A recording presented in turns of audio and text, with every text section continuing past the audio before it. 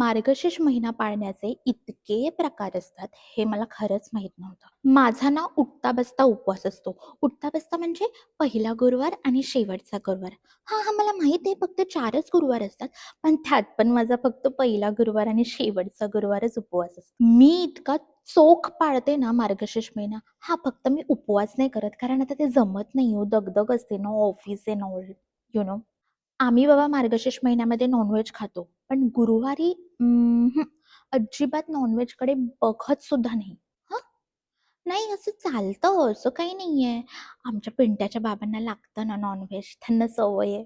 तुम्हाला सांगते माझ्यासारखा मार्गशीर्ष महिना कोणी पाळूच शकत नाही. मी इतका सुंदर घट बसवते, दर गुरुवारी उपवास ठेवते आणि अजिबात आम्ही नॉन-व्हेज खात नाही. हा फक्त माझा बंड्या आहे ना, तो जिमला जातो ना, तर त्याला दर दिवशी उकडलेलं अंडं आणि चिकन मला द्यावंच लागतं.